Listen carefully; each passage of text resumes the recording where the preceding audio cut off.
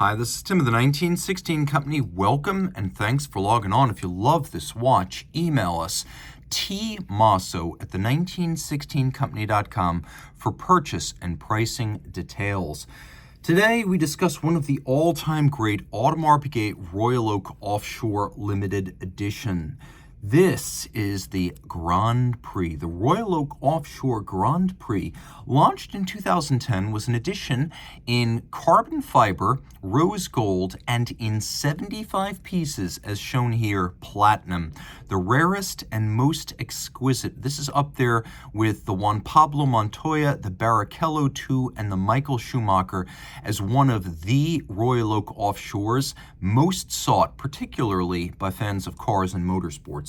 So it is a big and massive watch with elements of carbon fiber, ceramic, and platinum. 44 millimeters in diameter, the 75-piece limited edition, 15.7 millimeters thick from lug tip to lug tip. If we're measuring the case, then it is 55.5 millimeters. But if we measure these little plots, the intermediate links outboard, the total distance across the wrist is actually 59.2. So this is a pretty big watch.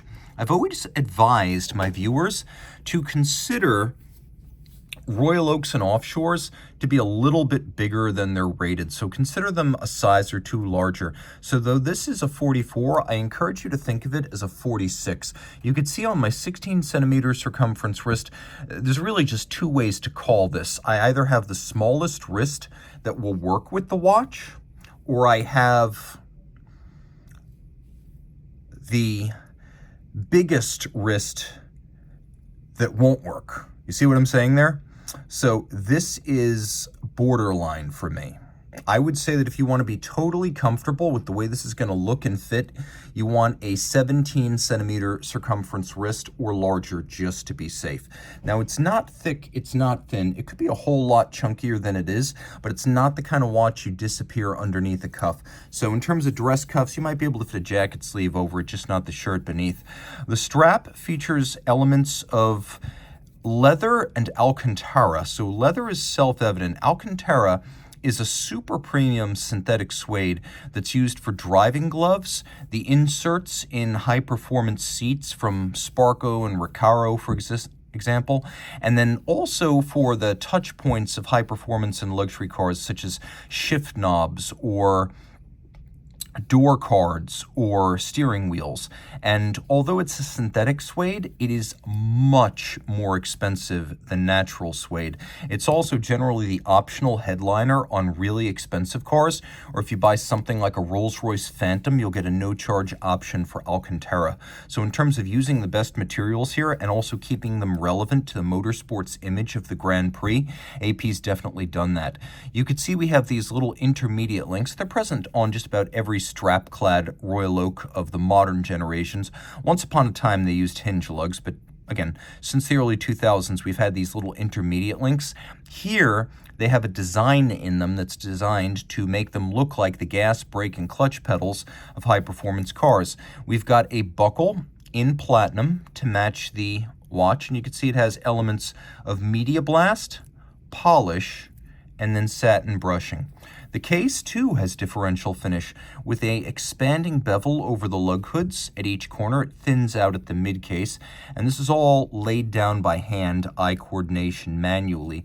The strap is fixed to the case using screws and bars, meaning that it's a lot more secure in arrangement than a spring bar setup. So you have less danger of an accident. We have carbon fiber elements. You could see that the shoulders for the chronograph pushers, as well as the opposite flank of the case, featuring carbon fiber. Now, depending on your perspective, coming or going, this could be either the front valence or the rear diffuser with exhaust ports of a high-performance car or race car. We have a crown that is a screw-down crown that has satination and media blast. It's designed to look like the center lock that holds a racing wheel on. Really high-end race cars, Le Mans prototype, Formula One, they're going to have a center lock attachment system, one nut on, one nut off for quick changes of the wheel, and that's done with an air gun, so you have that right here. You have hex screws fixing the crown shoulders in place, and you can see a combination of ceramic shoulders around the chronograph pushers themselves, And then those are made of titanium with a media blasted finish. Notice the micro beveling on the edge of those triggers. Tiny attention to detail where it really matters. So here you have titanium, you have ceramic and polish, and then you have the carbon fiber. Okay, screw down crown, 100 meters water resistant, but we have a motorsports oriented watch. So you could see we have this bezel made of polished ceramic, very scratch resistant, satinated on its top, designed to look as though it is some sort of a motorsports fixture. So from the front, we have these bolts, which are both media blasted and polished, and you can see how the edge of the bezel is relieved around each one of them. But then in profile, you can see it looks very much like a vented disc brake rotor on a high-performance car. And on the top, again, these all look like motorsports hardware, like something that would be used to hold a replaceable rear end in place on a Le Mans car for a rapid change, or perhaps the gearbox on the reverse of a Formula One car, since this is the Grand Prix. You can see the same motif used on the case back as well.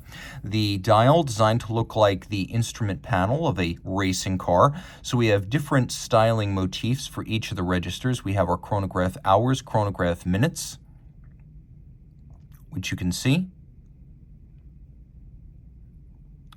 includes a small seconds.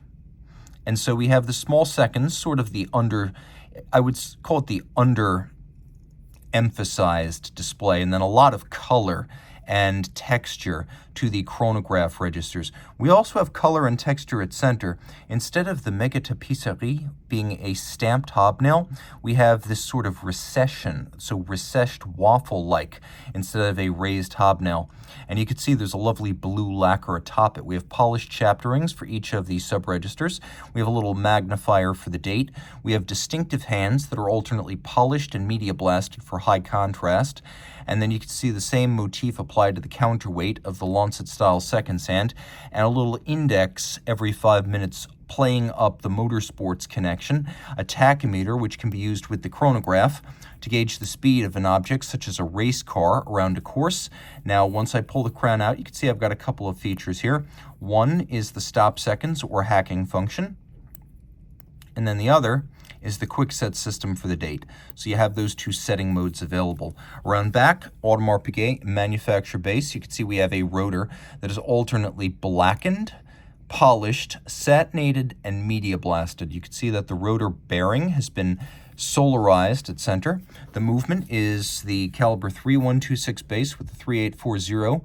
3840 is a Dubois de Praz vertical clutch chronograph module, so thanks to the vertical clutches, and it has several, there's no jump or stagger to the seconds hand when I start it. There's no extraneous play in a vertical clutch system. Automatic winding with bidirectional action and ceramic rotor bearings for efficiency. It's got a 50 to 55 hour power reserve. Pivots on 54 joules, beats away at 3 hertz or 6 beats per second. It has this large dual-anchored batwing style balance bridge and a free-sprung Gyromax style balance for shock resistance, but also precision of adjustment. You can see we have stripes, beveling, engine turning on the base plate, and polished screw heads. It is a good looking movement. You can see 75. This is number 33. If you love this watch, reach out to Team Mosso at the 1916company.com for purchase and pricing details.